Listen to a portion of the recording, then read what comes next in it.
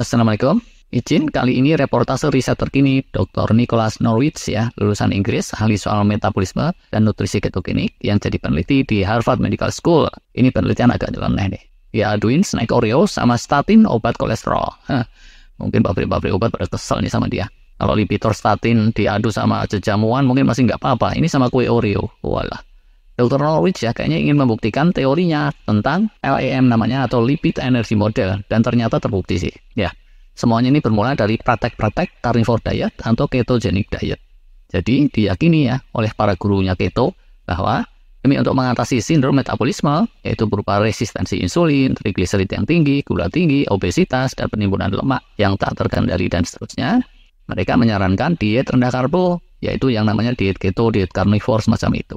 Nah, tapi yang pada meraktekin diet rendah karbo secara disiplin, ternyata terus banyak yang berubah jadi kelompok LMHR. Kemarin udah kita bahas nih soal LMHR.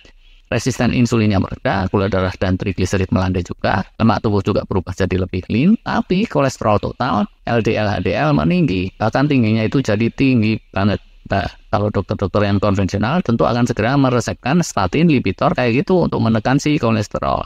Tapi kalau menurut Dr. Norwich, main hantem pakai statin Lipitor itu cara yang keliru, pemahaman yang keliru, dan dia terus mengajukan teori LEM tadi, Lipid Energy Model. Logika Lipid Energy Model itu kayak apa sih? Nah, sebelum ke sana yuk kita bahas dulu dengan bahasa awam soal pengelolaan energi di tubuh kita secara ringkas. Kita semua tahu untuk senantiasa hidup, sel-sel otak kita dan segenap sel tubuh itu perlu energi terus-terusan. Selain perlu energi, perlu cinta juga dan kasih sayang sih. Tapi hal-hal yang romantis kayak itu lain waktu ada ya. Nah, energi ini biasa didapat dari glukosa darah. Bisa juga dapatnya dari asam lemak keton, utamanya itu. Asam aminoprotein itu juga bisa dibakar jadi sumber energi, tapi itu kalau kepepet saja. Seperti ibaratnya orang Siberia sana gitu ya.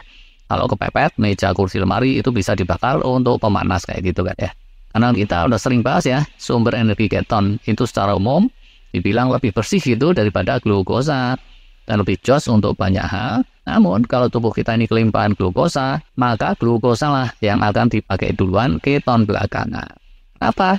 Glukosa ini dipakai duluan, panjang lagi ceritanya. Tapi singkatnya, glukosa ini diprioritaskan karena beberapa alasan, semoga ini nggak salah ya. Pertama, dia itu yang paling gampang diprosesnya. Tubuh kita ini kan pinter ya, jadi dia ikutin nasihat ibu guru gitu. Kerjakan dulu soal-soal yang mudah, nah kayak gitu kan. Kedua, glukosa ini tidak sebersih keton, sehingga kalau dia kebanyakan dalam darah jadi mudarat. Karena itu ya udahlah, dipakai-pakai aja duluan. Kayak orang bikin perapian di gunung tuh. Kalau ada bangkai tikus sama ranting kayu, itu bangkai tikus lah yang bakal dibakar duluan, iya kan? Ketiganya, sel-sel tertentu di otak gitu ya. Atau saat kita stres akut, itu cuma bisa pakai glukosa, nggak bisa pakai keton, sehingga ya udah, apa boleh buat, dia itu harus selalu ada. Bahkan demi mencukupi keperluan itu, saat glukosa darah kita ngedrop, tubuh kita akan segera bikin glukosa baru melalui proses yang disebut gluconeogenesis.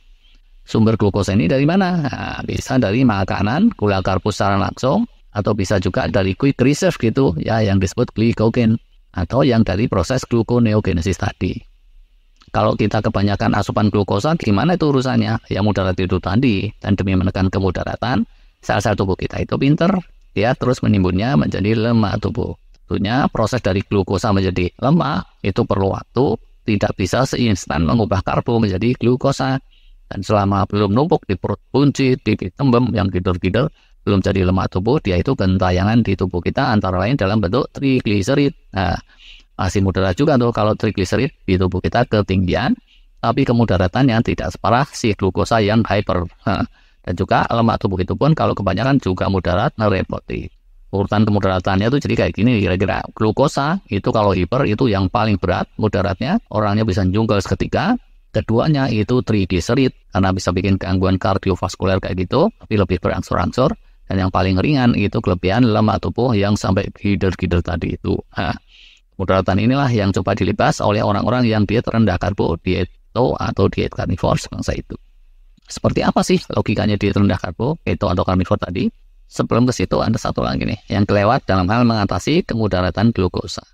Sebelum jadi lemak tubuh yang prosesnya panjang, glukosa itu terlebih dulu pertama-tamanya dikompresi dan disimpan dalam wujud glikogen namanya di liver dan sejumlah otot. Dan ini oleh para pakar tidak dianggap mudarat, tapi ya jumlahnya itu terbatas untuk keperluan emergensi. Mestinya ada pada tahu sih ya penonton sini, logikanya diet rendah karbo di satu sisi mesti tetap mengenyangkan, di sisi lain asupan utamanya itu sejauh-jauhnya dari gula karbo, khususnya gula karbo yang polosan.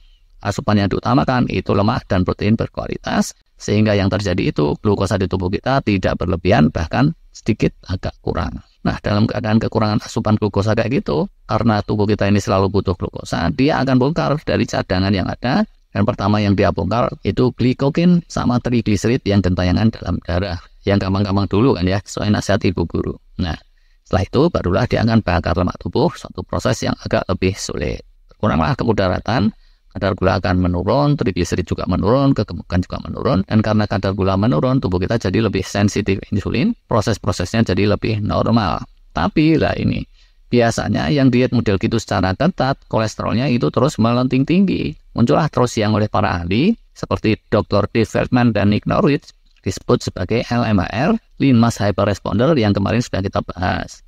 Dalam pakem kedokteran konvensional, kolesterol dan LDL yang kelewat tinggi itu dianggap bahaya, karena dia itu merupakan bahan bakunya yang bisa menjelma jadi plak yang menyumbat di saluran kardiovaskuler. Walaupun begitu, Dr. Norwich menteorikan bahwa hyperresponder ini yang kolesterolnya menggila, tapi trigliseridnya rendah, gulanya rendah, merupakan suatu fenomena wajar, fenomena alami yang bisa diterangkan melalui konsep LEM-nya dia atau lipid energy model. Gimana sih logikanya lipid energy model ini? Glukosa itu esensial kan untuk tubuh kita. Kalau kebanyakan emang mudarat, tapi kalau kurang, horor juga urusannya. Kayak air lah gitu.